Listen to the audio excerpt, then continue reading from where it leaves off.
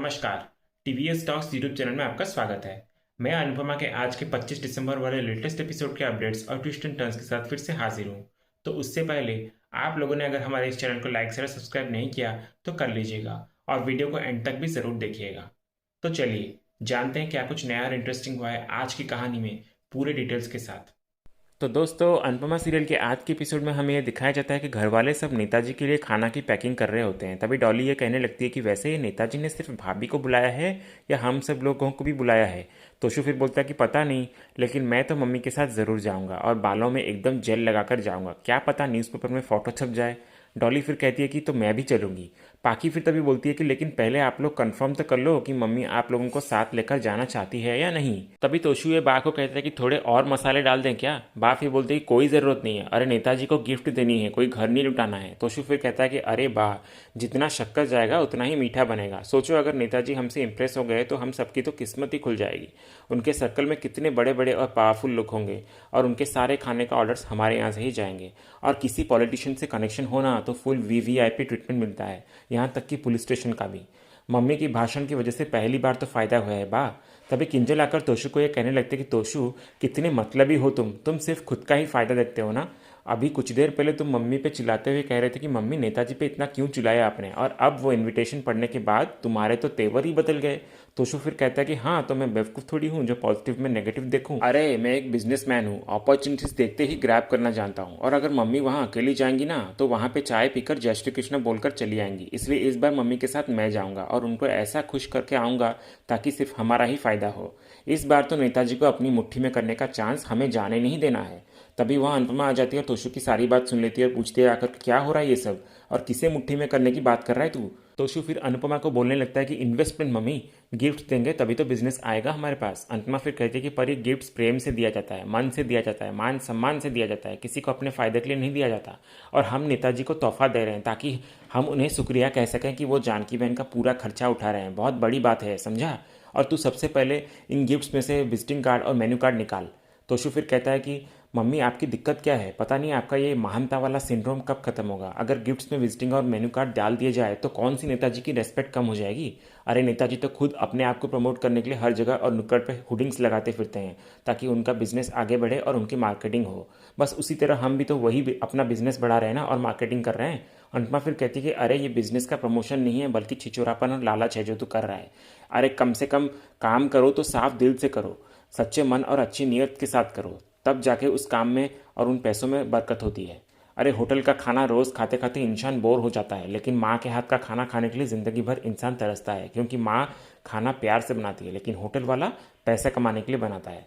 तोशु फिर कहने लगता है कि बस मम्मी बहुत हुआ, अब जो करना है आप करो और आप ही संभालो अपना बिजनेस, और आपको जितना चैरिटी करना है उतना करो और बनते रहो पूरी लाइफ लूज़र। अंतमा फिर बोलती है कि चलेगा मुझे और मुझे मंजूर भी है, विनर ना बनूं ये मंजूर है, लेकिन मतलब ही किसी और का फ़ायदा उठाने वाली और बेगैरत बनना मंजूर नहीं है मुझे, समझा। अगले सीन में फिर प्रेम ये बोल रहा होता है कि अच्छा हुआ राही और अनु मैम मेरे सरनेम के बारे में नहीं जान पाए। तभी वहाँ अनुपमा आ जाती है और प्रेम से बात करती है, पूछती है उससे कि सब कुछ ठीक तो है ना बेटा, तुम चिंतित लग रहे हो, कोई बात है क्या। प्रेम बोलता है कि नहीं मैम कोई बात नहीं है। अनुपमा फिर कहती है कि पर मुझे लगा कि कोई तो ज़रूर बात है। देखो प्रेम, मुझे घुमा फिरा के बात करना नहीं आता, इसलिए सीधे सीधे बात करूंगी कि मुझे तुम्हारा सरनेम जानना है और तुम्हारे माता पिता के बारे में भी जानना है। जानती हूँ तुम बोल चुके हो कि तुम्हें उनके बारे में कुछ नहीं पता, लेकिन ऐसा तो हो ही नहीं सकता कि तुमने उनके बारे में जानने की कोशिश ही ना की हो, ये पता लगाने की कोशिश ना की हो कि वो लोग इस दुनिया में है भी या नहीं। प्रेम फिर बोलता कि नहीं मैम, मैंने पता लगाने की कोशिश ही नहीं की, ज़रूरत ही नहीं पड़ी मुझे। अनुपमा फिर बोलती कि देखो मैं तुमसे ये सब इसलिए पूछ रही हूँ क्योंकि मुझे तुमसे माही के बारे में बात करना है। यही बोल रही थी अनुपमा, तभी उसकी नज़र उसी लड़की पे पड़ती है जिसको उसने एक्सीडेंट पे बचाया था, वो वहीं आ रही होती है। फिर वो लड़की अनुपमा के पास आती है और देखकर उसको बोलती है कि अच्छा हुआ आप वहाँ मिल गई, उस दिन मैं आपको शुक्रिया नहीं कह पाई थी, thank you so much ma'am, उस दिन अगर आप नहीं होती तो मैं आज इस दुनिया में ही नहीं होती। बाय द वे मेरा नाम प्रार्थना है। अनुपमा फिर बोलती है कि प्रार्थना बहुत अच्छा नाम है। फिर वो लड़की प्रार्थना बोलती है कि सॉरी आप लोग बात कर रहे थे और मैं बीच में आकर बोलने लग गई, एक्चुअली आपको देखा तो मुझसे रहा ही नहीं गया इसलिए चली आई। फिर वो लड़की ये बोलकर जब पीछे मुड़ती है तो वो प्रेम को वहाँ खड़ा देखकर आश्चर्य हो जाती है। तभी अनुपमा ये पूछने लगती है कि आप दोनों एक दूसरे को जानते हो क्या।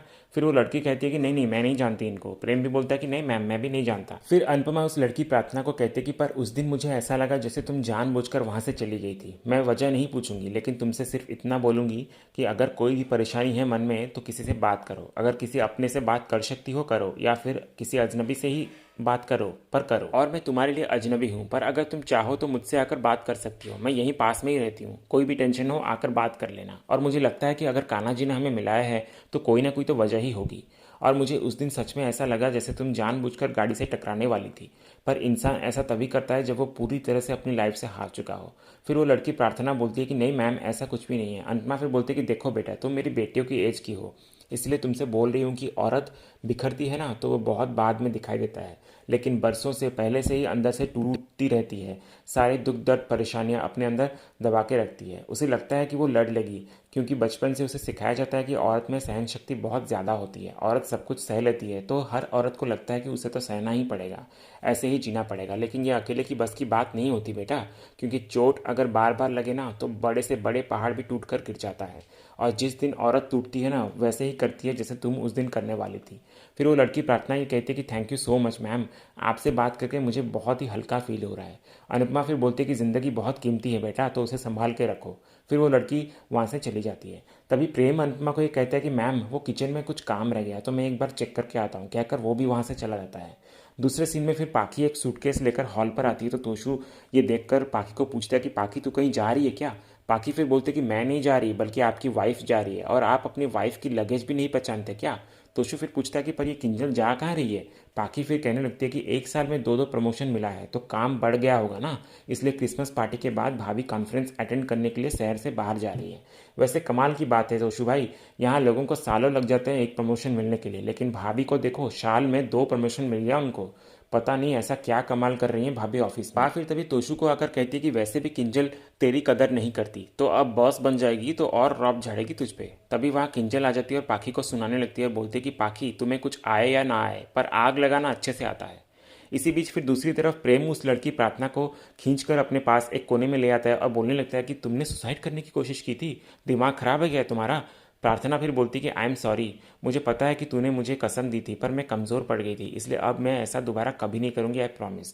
प्रेम फिर उस लड़की को गले लगा लेता है। उसी वक्त फिर इधर अनुपमा घर के अंदर जा रही होती है कि उसकी नज़र प्रेम पे पड़ती है जो उस लड़की को गले लगा रहा होता है। इधर फिर प्रेम प्रार्थना को कह रहा होता है कि तुझे कुछ हो जाता तो मैं मर ही जाता।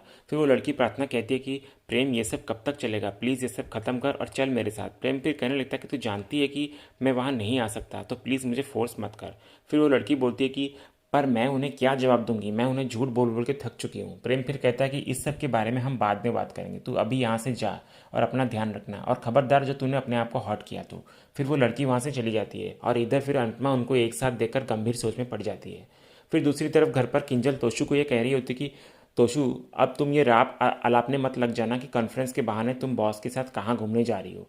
बॉस अचानक से इतना मेहरबान क्यों हो रहा है जो तुम्हें बार बार प्रमोशन दिए जा रहा है। तो let me tell you Toshu, मैंने इसके लिए बहुत मेहनत करी है और मुझे पता है कि तुम्हारे दिमाग में हमेशा गंद ही भरा रहता है, तुम कभी भी मेरे लिए कुछ अच्छा सोच ही नहीं सकते। But right now I am in no mood to handle this nonsense, इसलिए प्लीज़ घर पे क्रिसमस पार्टी है तो पार्टी के पहले कुछ भी उल्टा सीधा बोल के मेरा मूड खराब मत करना, नहीं तो मैं पार्टी से पहले ही चली जाऊंगी, अभी से बता देती हूँ तुमको। तभी तोशु ये कहता है कि ठीक है, मैं ऐसा कुछ तमाशा नहीं करूंगा, बस एक सवाल है तुमसे किंजल। किंजल फिर बोलती है कि क्या है।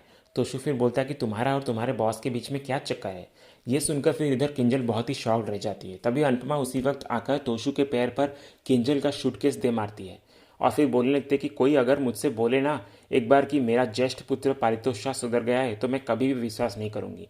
किंजल इस शादी में खुश नहीं है, सालों से खुश नहीं है, फिर भी इसने अपनी आधी लाइफ तेरे साथ निकाल दी ताकि परी को माँ बाप दोनों का प्यार मिल सके। और सब लोग इसे छोटी अनुपमा भी बोलते थे, लेकिन पता नहीं क्यों ये पागल लड़की मेरी तरह अपने नालायक निकम्मे गैर जिम्मेदार और धोखेबाज पति को डिवोर्स ही नहीं दे पाई। फिर अनुपमा तोशु को ये भी कहती है कि और सालों से वो तेरा गुस्सा और फ्रस्ट्रेशन की सारी हरकतें सहती आ रही है, फिर भी तुझे छोड़कर नहीं गई आज तक, दिन रात काम करती है परी के फ्यूचर के लिए, खुद टूट गई लेकिन परी को और इस परिवार को कभी टूटने ही नहीं दिया। और तू है कि इसकी कदर करने के बजाय इस पे उंगली उठाता है। अरे मैंने खुद इससे बोला था कि छोड़ दे मेरे बेटे को, जा नए सिरे से अपनी ज़िंदगी शुरू कर, तुझे कोई भी मिल जाएगा, और मिल भी जाता, लेकिन नहीं गई बेचारी तुझे छोड़ कर ये, परी के लिए इस शादी में रही, और अगर ये तुझे छोड़ देती तो तू समाज तो क्या अपनी ही नज़रों में कितना गिर जाता, ज़रा सोच तोशु। और एक बात मेरी समझ में नहीं आती तोशु कि अगर मर्द को प्रमोशन मिले तो लोग उसे कॉन्ग्रेचुलेट करते रहते हैं, लेकिन अगर औरत को प्रमोशन मिले तो उसे चरित्रहीन कहते हैं। फिर अनुपमा तोशु को ये कहते हैं कि तोशु आज के बाद अगर तूने मेरी बेटी के कैरेक्टर पर कभी भी उंगली उठाई ना तो कान्हा जी की कसम तेरी माँ में आज भी उतना दम है कि तेरी एक एक हड्डी तोड़ के तेरे हाथ में दे दे। मुझे मेरी किंजल पे पूरा भरोसा है, समझा? किसी को हो या ना हो, पर मुझे इसके कैरेक्टर पर पूरा भरोसा है। तभी किंजल रोते हुए अचानक अनुपमा को गले लगा लेती है। अगले सीन में फिर अंश और परी राही को उसके रूम पे ढूंढते हुए आ रहे होते हैं, पर राही वहाँ नहीं होती। परी और अंश ये परेशान होकर कहने लगते हैं कि कहाँ गई है राही। फिर परी ये बोलती कि हो सकता है कि ये रसोई में गई हो। अंश फिर बोलता है कि ठीक है, मैं बुलाकर लाता हूँ। बोलकर वो इधर रसोई पे आता है और प्रेम को आकर पूछने लगता है कि प्रेम, राही यहाँ आई है क्या? माही भी फिर प्रेम के साथ होती है तो वो बोलती है कि नहीं तो वो यहाँ नहीं आई, पर तू उन्हें क्यों ढूंढ रहा है? अंश फिर बोलता है कि वो क्रिसमस की सजावट के लिए उनकी मदद चाहिए थी, पर ना वो रूम पर है और ना यहाँ पर है। प्रेम फिर बोलने लगता है कि पक्का वो घर पे नहीं है क्या? अंश बोलता है कि हाँ, मैंने अच्छे से चेक किया कि वो कहीं पे नहीं है घर पर। प्रेम फिर परेशान होते हुए राही को कॉल लगाने लगता है और बोलता है कि उसका फ़ोन तो स्विच ऑफ आ रहा है। माही फिर कहने लगते हैं कि कहीं वो द्वारका वापस तो नहीं चली गई। अंश फिर माही को कहता है कि माही कुछ भी मत बोल, क्यों जाएगी वो द्वारका वापस? माही फिर अंश को बोलती है कि उनका कोई भरोसा थोड़ी ना है अंश, जहाँ जाना होगा मुंह उठाकर चली जाएंगी। अंश फिर कहता है कि नहीं नहीं, ऐसे बिना वजह के वो कहीं नहीं जाएंगी और ऐसा कुछ हुआ भी नहीं कि वो द्वारका वापस चली जाएं। तभी प्रेम मन में कहने लगता है कि कहीं राही मेरे कारण तो द्वारका नहीं चली गई। नहीं नहीं, ऐसा नहीं हो सकता, मुझे राही को ढूंढना ही होगा। कहकर वो प्रेम फिर राही को ढूंढने चला जाता है। इधर फिर परी भी आकर अनुपमा को बोलने लगती है कि राही घर पर नहीं है। अनुपमा फिर चिंतित हो जाती है और बोलती है कि वो घर पर नहीं है मतलब? परी फिर कहती है कि अन्नू की रसोई में भी नहीं है और उनका फ़ोन भी नहीं लग रहा है। आई थॉट आपको कुछ बोल के गई होगी। अनुपमा बोलती है कि नहीं नहीं, मुझे कहाँ से कुछ पता होगा। बा फिर बोलती है कि यहीं कहीं गई होगी अनुपमा, आ जाएगी, चिंता मत कर। अनुपमा बोलती है कि कैसे चिंता ना करूँ बा, वो मार्केट गई होती तो अब तक आ गई होती, इतना टाइम थोड़ी ना लगता उसे आने में। और परी, तुम लोगों को पहले बता देना चाहिए था मुझे। फिर अनुपमा परी को ये बोलने लगती है कि सुन परी बेटा, तुझसे राही ने कुछ बोला क्या? किसी से कुछ अनबन हुई क्या? और मुझे कुछ दिनों से राही परेशान सी लग रही थी और परेशानी की वजह भी नहीं जानती थी मैं, और उससे पूछने की हिम्मत भी नहीं की मैंने, लेकिन उसे किसी बात की तो टेंशन थी। तुझे पता है क्या? परी फिर बोलती कि नहीं अनुमा, मुझे कोई आइडिया नहीं है इस बारे में, और चिंता मत करो, राही मिल जाएगी, प्रेम गया है ना उसे ढूंढने। अनुपमा बोलती कि हाँ बस मिल जाए। तभी उसी वक्त इधर पाखी माही को धीरे से कहती है कि भगवान करे राही हमेशा के लिए चली गई हो, अगर ऐसा हुआ ना तो बहुत ही मज़ा आएगा, है ना माही? माही फिर बोलती कि नहीं नहीं, राही चली गई तो अनुमा को बहुत दुख होगा और मैं मेरी अनुड़ी को दुखी नहीं देख सकती। इधर फिर अनुपमा व्यास अंकल को दुआ का फ़ोन लगाकर पता करने की कोशिश करती है, लेकिन कुछ भी पता नहीं चलता राही का। तभी प्रेम बाहर से आता है घर पर, तो परी आकर पूछती कि प्रेम, राही का कुछ पता चला? प्रेम बोलता कि नहीं नहीं, कुछ पता नहीं चला। अनुपमा फिर बोलती कि पता नहीं लड़की भी कहाँ चली जाती है बिना बताए फ़ोन को बंद करके। प्रेम फिर बोलता है कि शायद राही मेरी वजह से ही गई है। अनुपमा फिर प्रेम को पूछती कि मतलब क्या है तेरा?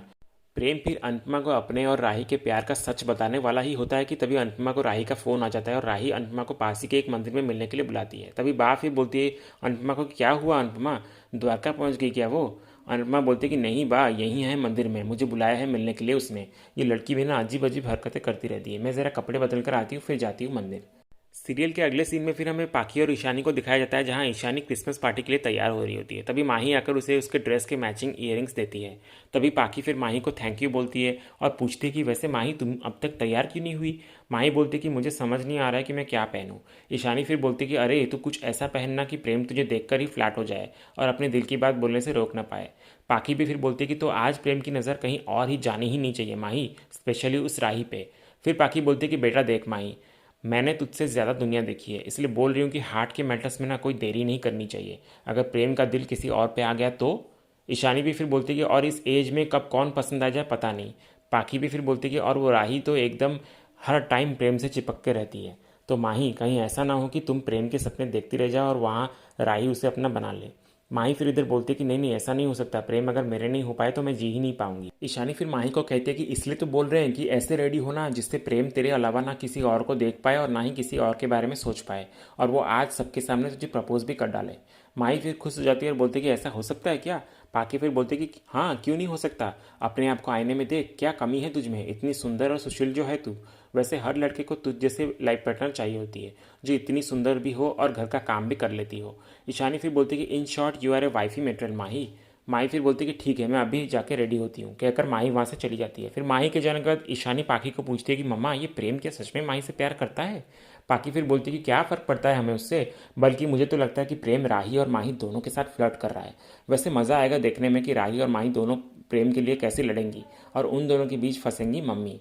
और फिर एक्चुअल में उन्हें पता चलेगा कि प्रेम की तो ऑलरेडी बाहर गर्लफ्रेंड है। ईशानी फिर बोलती कि और अगर नहीं हुई तो। पाके फिर बोलती कि तो और अच्छी बात है, माही उस लूज़र के साथ शादी करके दफ़ा हो जाएगी इस घर से। वैसे भी ये जो राही माही टाइप की जो लड़कियां होती है ना, इनके नसीब में सिर्फ लूज़र लड़के ही लिखे होते हैं, कोई प्रिंस चार्मिंग थोड़ी ना होता है। ईशानी बोलती कि हाँ ऑफकोर्स, ये प्रिंस चार्मिंग तो सिर्फ मेरे जैसे लड़कियों को ही नसीब होता है। अगले सीन में फिर अनुपमा अंश के रूम में आती है और उससे पूछने लगती है कि अंश बेटा, किसी के बारे में अगर पता लगाना हो तो क्या हम इंटरनेट से पता लगा सकते हैं। अंश फिर कहने लगता है कि हाँ, अगर वो इंसान फेमस हुआ तो लगा सकते हैं ना पता। अनुपमा फिर बोलती है कि और अगर फेमस ना हुआ तो।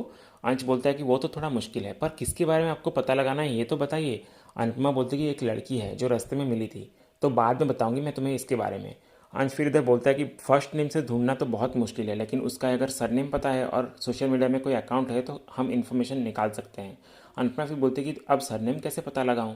तभी अंश कहता है कि आप एक बात बोलिए अनुमा, क्या आपने कुकिंग के साथ साथ कोई डिटेक्टिव एजेंसी का प्लान बनाया है क्या। अनुपमा बोलती है कि कुछ भी बोलता है तू।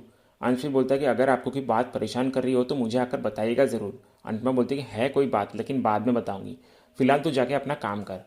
फिर अंश चला जाता है अपना काम करने के लिए। फिर अनुपमा ये बोलती है कि उस लड़की का पूरा नाम नहीं जानती मैं, और प्रार्थना नाम के तो कितने सारी लड़कियां होंगी, तो कैसे पता लगाऊं कि वो लड़की है कौन और प्रेम के साथ उसका क्या रिश्ता है।